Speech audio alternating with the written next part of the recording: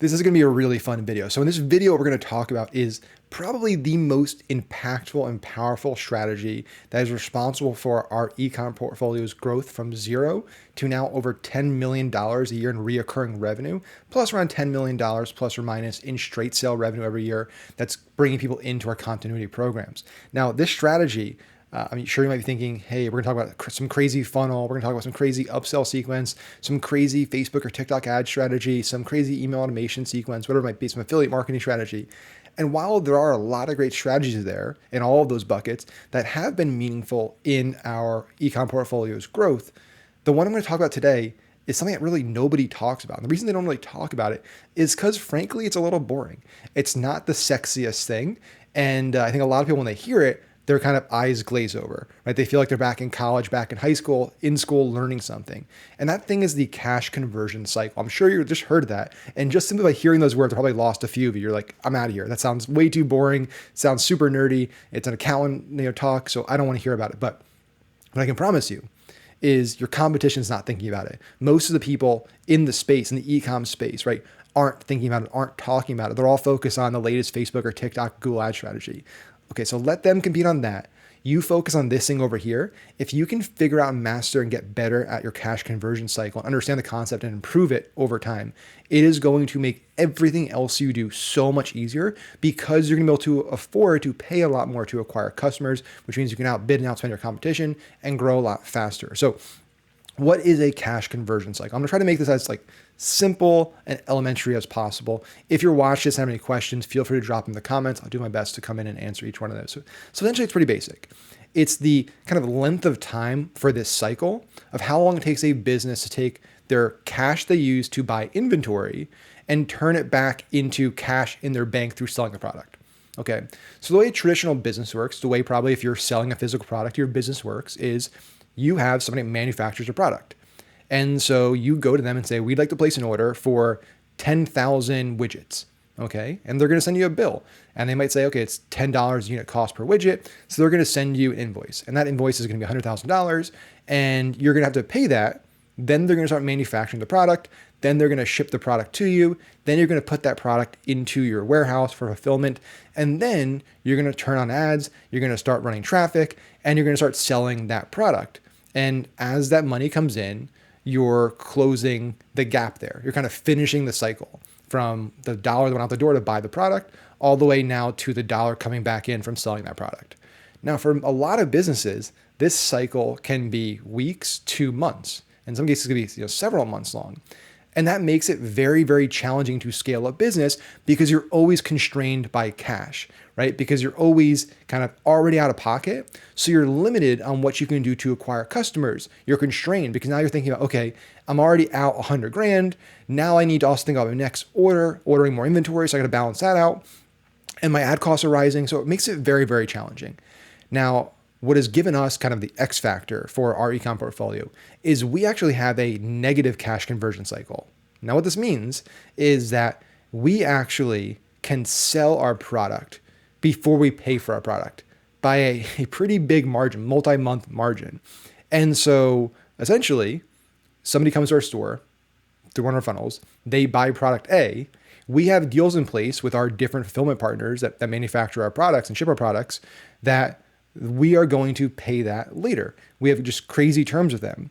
And so what it means is, okay, we sold widget A and that widget, maybe we're selling for $20, right? And it costs us $10. We collect $20 today. And then 30, 60, 90 days from now, they send us an invoice for $10. And then we'll pay that $10. And then we'll pay that $10 with either, a credit card, which will pay off, we never let the balance run, but it gives us basically another 30 days on top of that we can then get extra length there. Or what we started doing is there's a lot of great companies out there, whether it's, companies like Wayflyer and stuff that are just more traditional kind of line of credit, working capital loan products that are geared towards the e-com space, or companies like Settle, which are more focused on funding inventory, that are funding kind of purchase orders there. And so then you could even go further, and we're actually in talks there to do something like that, where then you can actually use a kind of working capital inventory financing partner that'll give you 90 to 120 day terms at pretty competitive interest rates at kind of 1.3, 1.5% a month. And then they'll pay the invoice for you. So technically, we can use that partner to then, and we have, we get, $1 million or whatever line from them, fund the purchase order that took 2 or 3 months to get to us in the first place. And that extends that another 3 months or so. And then on top of that, we've also worked with our traffic partners. So if you look at companies like Meta or TikTok, a lot of them actually have invoicing programs. So instead of paying with a credit card, we're actually on kind of a line of credit with them. And at the end of the billing period, they send an invoice. And then that invoice can also be paid with the credit card, which gives you another 30 days. So essentially on our ad spend, we're getting, net 30, let's say, on the ad spend plus the credit card. So net 60 around plus or minus in total on the ad spend. So on the dollar we spent to acquire that customer, we're collecting that $2. Let's say it's, for every dollar we're spending, we're making $2 in revenue. So we're collecting that $2 in revenue. And then we're paying for that $1 ad spend 60 days from now. And then we're paying for that dollar in cost of goods sold 120 days from now. And the reason this is so impactful, especially if you have a business like ours, where we're building a subscription program, a continuity program at the foundation of everything, which I highly recommend. I've done videos on this. Whether you're not just in info or SaaS, but if you're in e-com, you should be thinking about some membership programs, even something as basic as a VIP club, right? Because you want to build recurring revenue. It makes it a lot easier to scale, knowing you have consistent cash that's stacking every month coming in. And so what a lot of people, when they have a recurring revenue program, recurring membership program, they're thinking, okay, I need to basically kind of break even at a minimum either today for a lot of people, or at least in the first 30 days.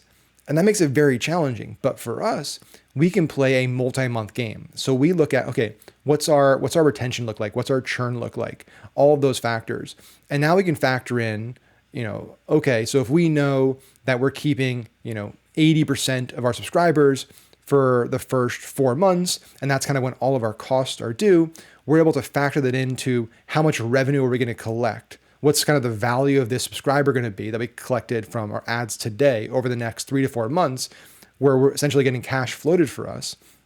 And now we can kind of acquire customers based on that number, because essentially we don't have costs coming due until that period. So we're just collecting the revenue during that entire process. Now, I know this sounds a little crazy, a little complex, and I'm not saying, we have some unique situations.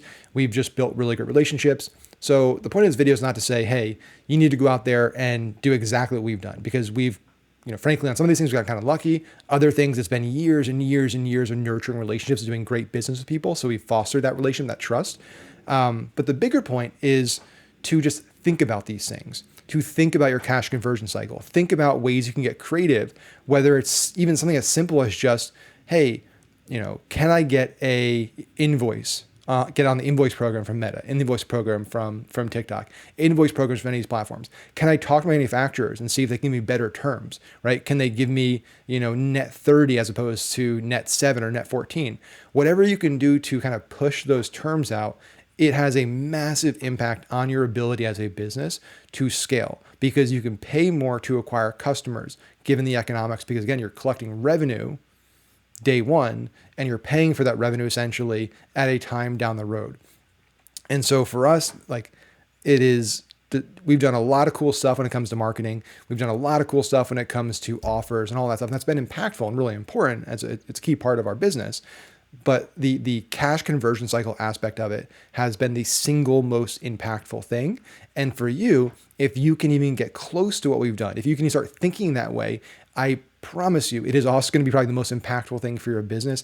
It is going to give you such a silly advantage, especially if you're stacking that with a reoccurring revenue program, right? So if you're using that as a stack reoccurring revenue, now it changes the game completely, because you're building continuity. So when you're acquiring that $1 of revenue today, it's reoccurring revenue, and just totally changes everything for your business. So I wanted to share that. Again, just kind of reframe the line of thinking. Stop thinking just about ad strategy, just about offer and funnel strategy, and also start thinking about the kind of finances of your business. Think about the cash conversion cycle of your business. Think about those things, because those are the big major needle movers that can grow your business faster than anything else you could do.